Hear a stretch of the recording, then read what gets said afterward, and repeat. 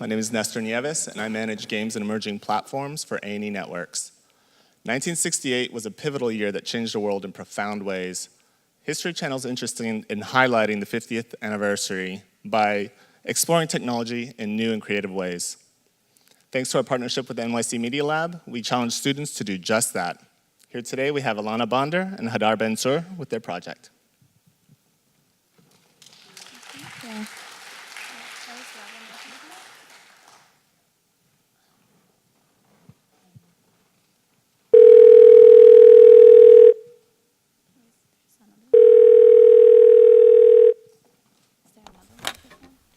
Clark's Collectibles. This is June speaking. June?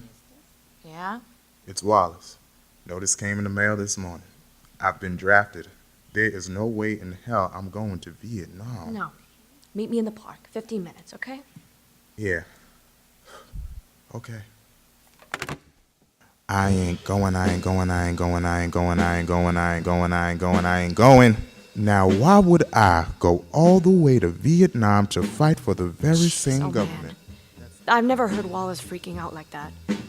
He's just about the most laid-back dude I know. That's this great country for you.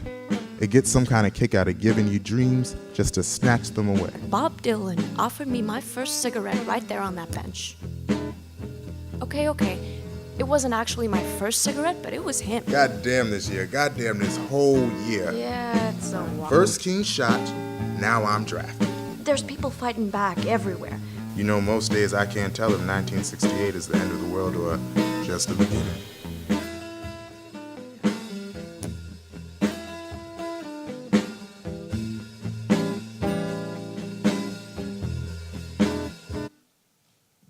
Hi, everyone. Thank you, Nestor, for introducing us. My name is Hadar. And I am Ilana, and Hadar and I are very excited to show you guys the project that we developed in the fellowship with A+E Networks and New York City Media Lab. Hadar and I are both designers and creative technologists, and we're currently doing the ITP, Interactive Telecommunications program at NYU.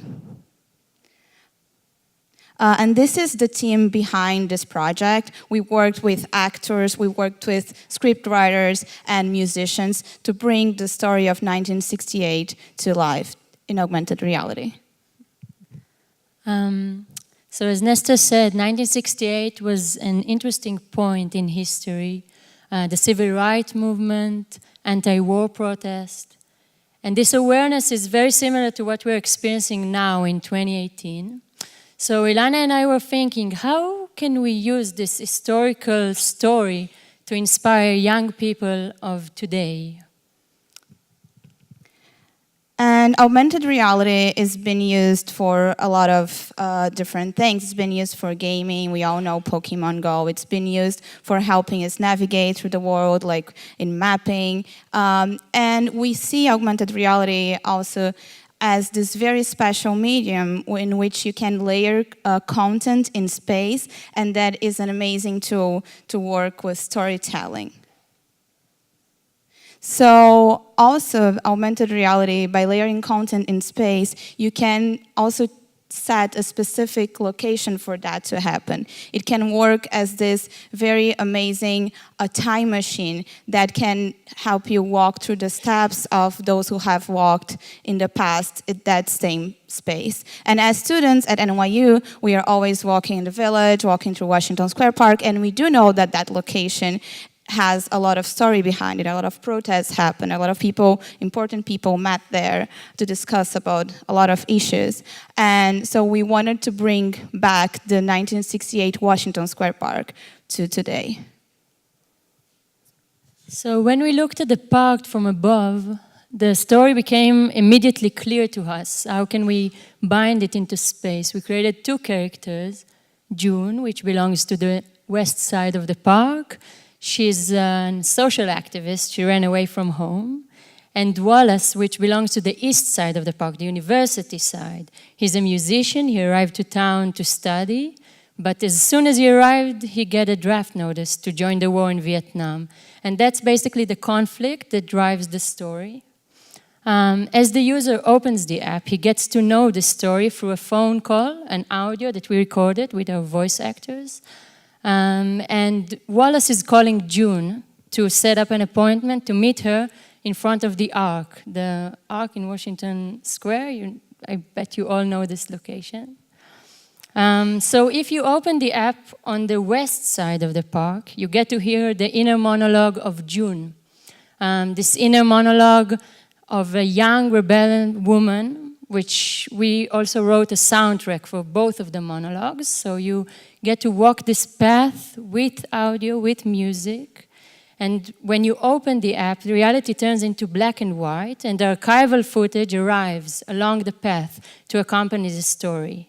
The same thing happens, by the way, if you open the app on the east side of the park, but you get to hear Wallace's story, the musician's story, which is a different one, all the way until their meeting point in front of the arch.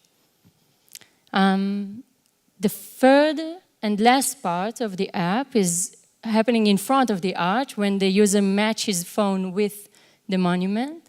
3 huge illustrations open around him, one regarding the civil rights movement, one about the war in Vietnam, and the third one about women's rights, which was also a big issue at the time. And if the user walks into one of the illustrations, he can scroll and read more and learn more about each event.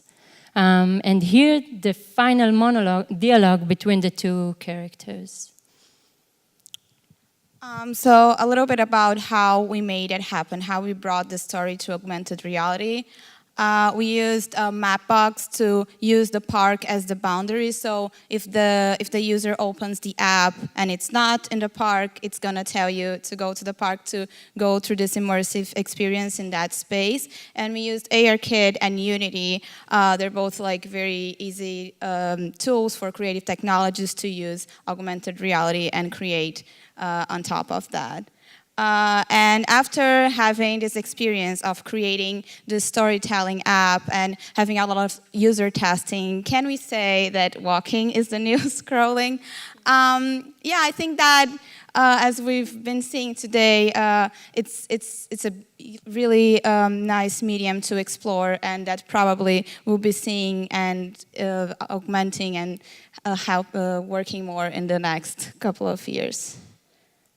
Thank you. Thank you very much.